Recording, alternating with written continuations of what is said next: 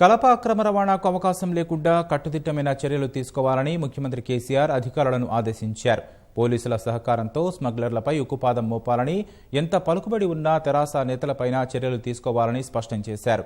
రాష్ట్రాన్ని 4 విభాగాలుగా విభజించుకొని పర్యావరణ పరిరక్షణ కోసం పటిష్ట చర్యలు చేపట్టాలని దిశానిర్దేశం చేశారు.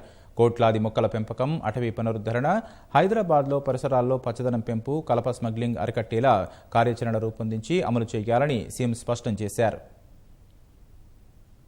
రాష్ట్రంలో అడవుల విస్తీర్ణం సహా పచ్చదనం పెంచేలా ప్రభుత్వం చర్యలు చేపట్టింది. ఇందులో భాగంగా హరితహారం కార్యక్రమాన్ని చేపట్టింది.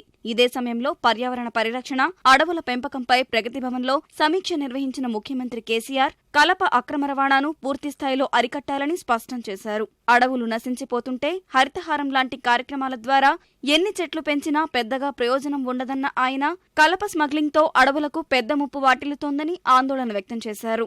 రాష్ట్రంలో కొన్ని చోట్ల కలప అక్రమ రవాణా జోరుగా సాగుతోందని, కొందరు అదే పనిగా పెట్టుకున్నారన్న సీఎం అలాంటి ప్రాంతాలు, వ్యక్తుల్ని గుర్తించాలని సూచించారు. స్మగ్లింగ్ అరికట్టేందుకు పోలీసుల సహకారంతో అటవీశాఖ పటిష్ట కార్యాచరణ రూపొందించాలని స్పష్టం చేశారు.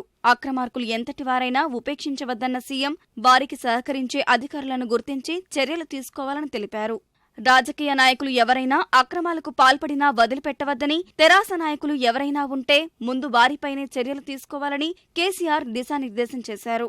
గతంలో నక్సల్స్తో అడవుల్లోకి వెళ్లేవారు కాదని, ప్రస్తుతం ఆ సమస్య లేనందున అడవుల పరిరక్షణే లక్ష్యంగా పనిచేయాలని కేసీఆర్ సూచించారు. పోలీస్, అటవీ అధికారులు సంయుక్త సమావేశం ఏర్పాటు చేసుకుని కార్యాచరణ ప్రణాళిక రూపొందించుకోవాలని ఆదేశించారు. పలుకుబడి కలిగిన వారు ఇళ్లు నిర్మించుకునే సమయంలో ఎంత కావాలంటే అంత కలప అందిస్తామని కొందరు అధికారులు తరచూ చెబుతుంటారని, అలాంటి అక్రమాలు అరికట్టాలని సూచించారు. కట్టెకోత మిషన్ల నిర్వహణపైన నియంత్రణ ఉండాలన్న ముఖ్యమంత్రి కొత్తగా ఎలాంటి సామిల్స్ కు అనుమతి ఇవ్వొద్దని స్పష్టం చేశారు. అడవులను రక్షించడంతో పాటు చెట్ల నరికివేతతో అంతమైపోతున్న అడవిని పునరుద్ధరించేందుకు చర్యలు తీసుకోవాలని సూచించారు. హరితహారం కింద ప్రతి ఏటా నాటే మొక్కల సంఖ్య పెంచాలన్న సీఎం వచ్చే వర్షాకాలం నుంచి ఏడాదికి 100 కోట్ల చొప్పున మొక్కలు నాటాలని చెప్పారు.